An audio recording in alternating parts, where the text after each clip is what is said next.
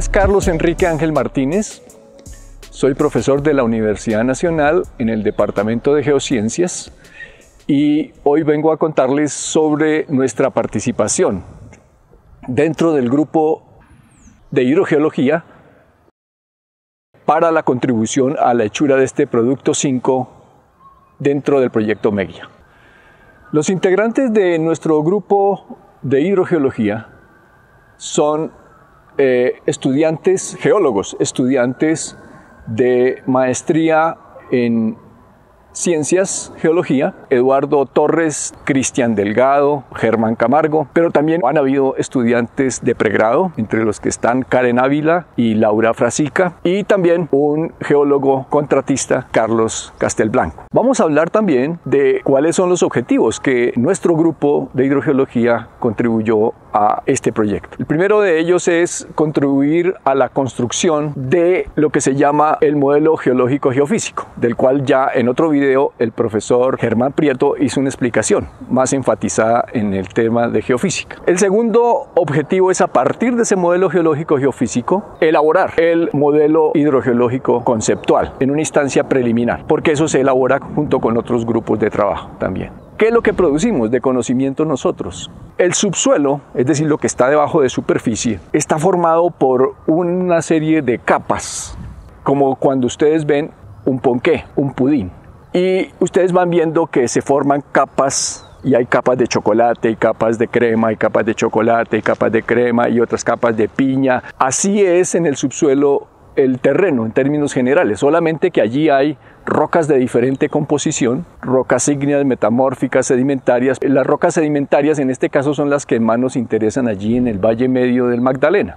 Y a propósito, específicamente esta área de trabajo tiene alrededor de 9.000 kilómetros cuadrados, que para su comparación es más o menos como la cuarta parte del departamento del Cesar o la tercera parte del área del departamento de Santander, comparativamente en área. Entonces, para entender y poder interpretar cómo están esas capas en el subsuelo de ese torta o de ese pudín que ustedes se pueden imaginar allá en el subsuelo, entonces hay que entender qué procesos hubo en su momento. Como les decía, allí principalmente hay rocas sedimentarias, y esas rocas sedimentarias se forman por procesos de erosión desde las montañas, por ejemplo desde la cordillera oriental por un lado y desde la cordillera central por el otro. Todos esos ríos que escurren desde esas cordilleras, como el río Pon, Carare, Cimitarra, Sogamoso, y que llegan, confluyen hacia el río Magdalena en el centro. Ellos causan erosión desde las montañas, transportan esos sedimentos y luego los depositan allí en el Valle del Magdalena, y han ido rellenando durante los últimos millones de años de la historia de ese valle, y han ido formando eso que les describo como la torta,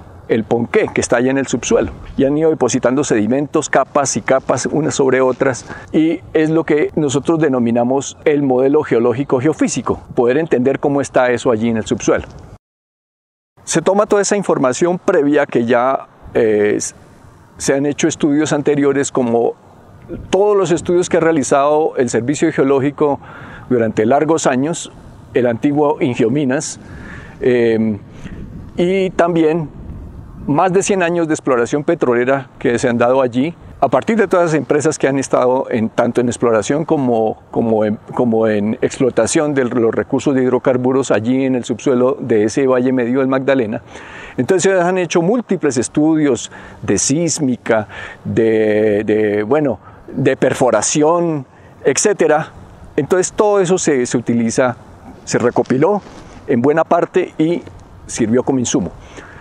Parte de eso precisamente son los que se llaman la petrofísica, es decir, coger análisis de los pozos que se han perforado anteriormente para esos propósitos de investigación petrolera. Pues los de la investigación, la gente que está en los hidrocarburos les interesa por debajo de los 2-3 kilómetros de profundidad para los objetivos de ellos, que es donde están los hidrocarburos.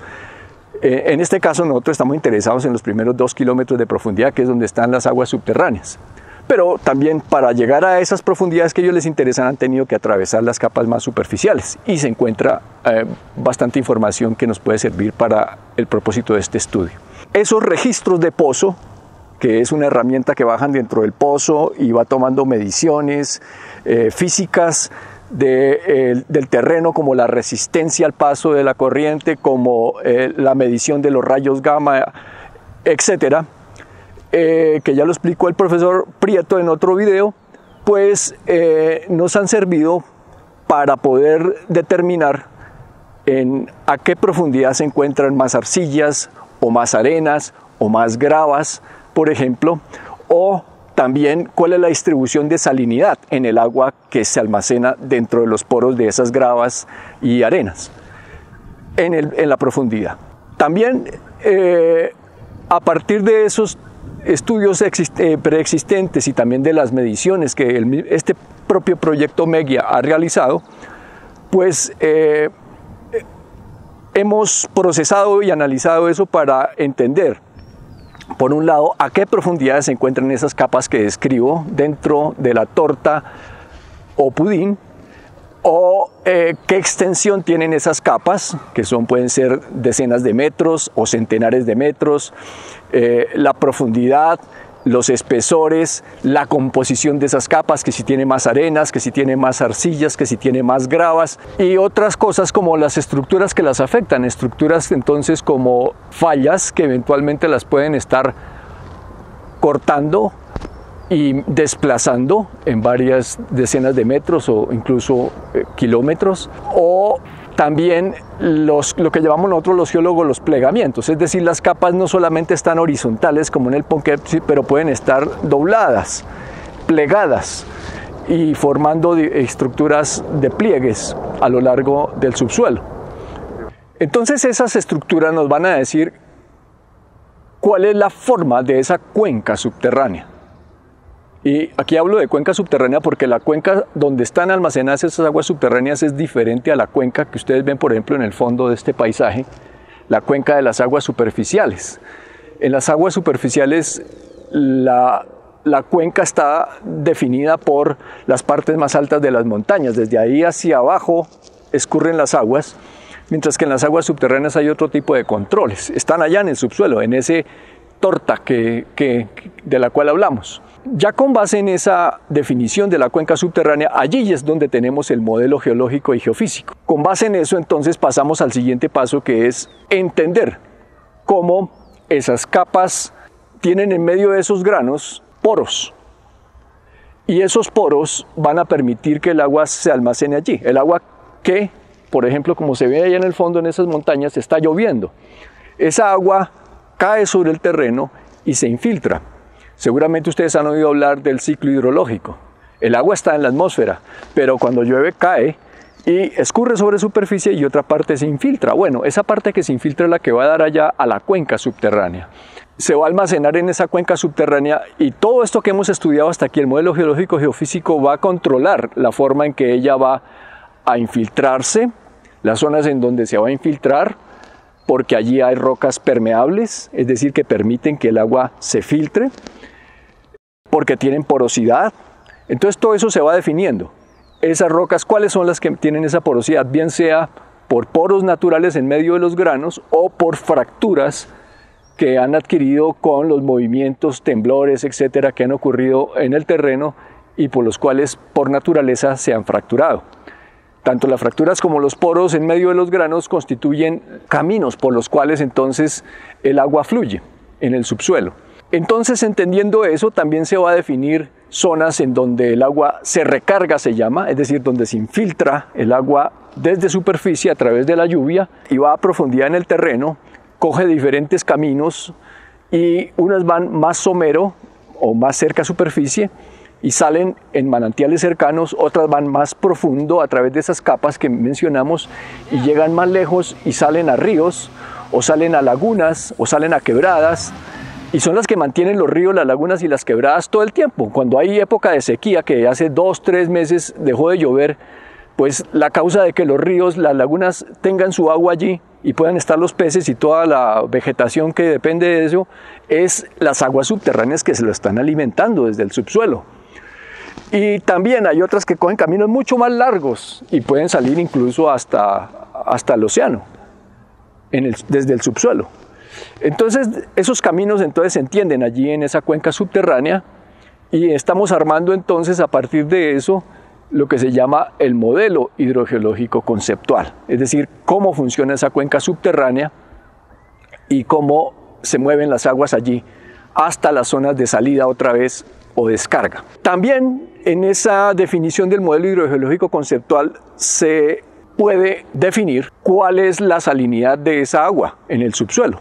¿Por qué el agua tiene salinidad o puede tener salinidad en el subsuelo? Pues por una razón. Porque a medida que el agua se infiltra y va caminando por el medio de esos poros, de esas fracturas, etcétera, pues va disolviendo los minerales que constituyen esos fragmentos de roca que están allí constituyendo esos sedimentos. Los va disolviendo parcialmente y al disolverlos entonces va integrando salinidad al agua.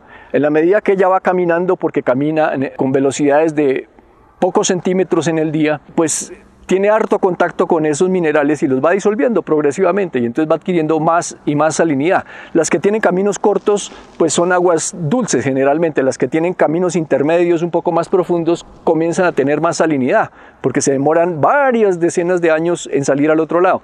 Y las que tienen los caminos más profundos entonces se demoran muchísimas centenares, miles de años inclusive y van adquiriendo más salinidad porque se demoran mucho tiempo en contacto con esos minerales del subsuelo, los van disolviendo, como cuando ustedes le echan agua a la sal de cocina y se disuelve y el agua se vuelve salada.